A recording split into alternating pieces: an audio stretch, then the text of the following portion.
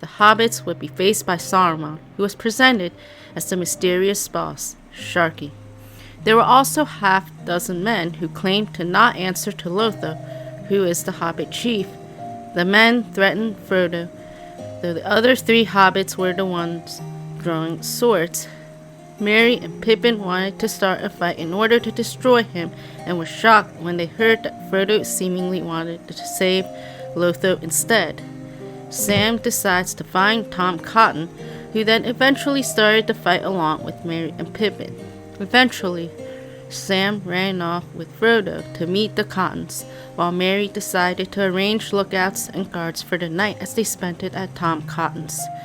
There, they find out about Lotho and his desire to sell property he had from the South Riding. The mayor tried to protest, but to no avail. He was locked. The next morning, the hobbits found themselves in the battle with the ruffians, men and other hobbits, which was later known as the Battle of Bywater, 1419. 70 ruffians died, along with a dozen prisoners. 19 other hobbits were killed, while 30 were wounded.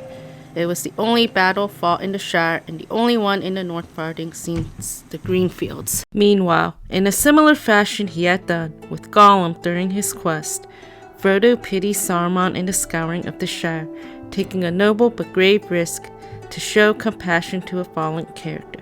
After Frodo finds out Sharkey's identity, Saruman would explain how he got it, though Tolkien notes it was probably Orcish in origin, Sharku meaning old man. At the time, Frodo did not expect to see Saruman, and by then he had been warned by Gandalf of Saruman's mischief. Saruman would laugh at the quest, the hobbits and their ways. "Quite capable," he would say, and more than a little. "You made me laugh, you hobbit lordlings, riding along with all those great people, so secure and so pleased with your little selves.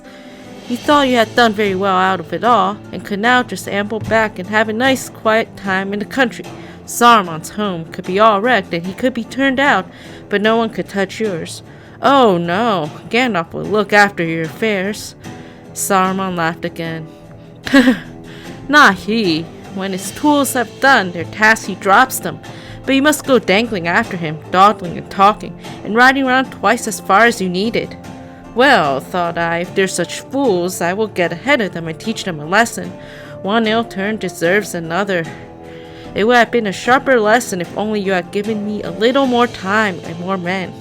Still, I have already done much that you will find it hard to mend or undo in your lives, and it will be pleasant to think of that and set it against my injuries." "Well, if that is what you find pleasure in," said Frodo, "I pity you. It will be a pleasure of memory only, I fear. Go at once, and never return." The hobbits would overhear his command and ask Frodo to consider killing Saruman. Saruman would mock their commands and say that anyone who would go on they would be accursed, as if his blood stains the Shire it would not be healed. The hobbits would take back their actions as they recoil, and Frodo would say, "Do not believe him. He has lost all power, save his voice that can still daunt you and deceive you if you let it, but I will not have him slain.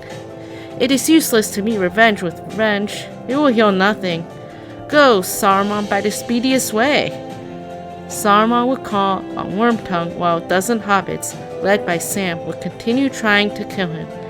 Frodo would stop Sam in his tracks, saying that Saruman was fallen and his cure is beyond them. Frodo would vow to continue sparing Saruman in the hope that he may find it. Saruman had a lot of mixed thoughts of wonder and respect and hatred. "You have grown, halfling," he would say. "Yes, you have grown very much. You are wise and cruel. You have robbed my revenge of sweetness, and now I must go hence in bitterness and dead to your mercy. I hated you. Well, I go, and I will trouble you no more, but do not expect me to wish you health and long life. You will have neither, but that is not my doing. I merely foretell." Wormtongue would hesitate and follow Saruman before kicking him in the face and stabbing him, and 3 hobbit bows would stab Wormtongue shortly after. Frodo would look down at the body of Saruman with pity and horror, and he would lift up the skirt of his cloak and cover him. "And that's the end of that," said Sam. "A nasty end, and I wish I needn't have seen it, but it is a good riddance." "And the very last end of the war, I hope," said Merry. "I hope so," said Frodo, and sighed.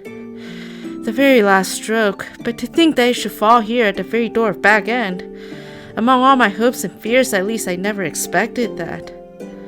"I shan't call it the end till we've cleared up the mess," said Sam gloomily. "And that'll take a lot of time and work." The clearing up took a lot of work, but not as much as Sam had feared. On the next day, Frodo rode to Mitchell Delving and released the prisoners from the lockholes, one of them being Fredegar Bolger, formerly Fatty, as he had been taken when the ruffians smoked a band of rebels he led from their hidings. "You would have done better to come with us after all, poor old Fredegar," said Pippin, as they carried him out too weak to walk. They would also find Lobelia, who would be touched that the hobbits had come to save her. Meanwhile, she would decide not to go to Bag End after her son Lotho's murder. She gave it back to Frodo. When the poor creature died next spring, she was after all more than 100 years old. Frodo was surprised and much moved. She had left all that remained of her money and of Lotho's for him to use in helping hobbits made homeless by the Troubles, so that feud was ended. Will Whitfoot had been there far longer than any, and would need Frodo to act as the deputy mayor of the Shire until he recovered, while the task of hunting out the last ruffians was left to Merry and Pippin. Sam was kept busy with the labor of repair. The trees had been cut at Sharkey's bidding, which Sam would grieve more than anything else. This would take long to heal. He figured only his great-grandchildren would see the Shire as it should be. However, the houses of Bag End and Bagshot Row were finally restored, which was done at first before removing the new mill, and Battle Gardens or Better Smiles were thought of as new names of the resulting garden.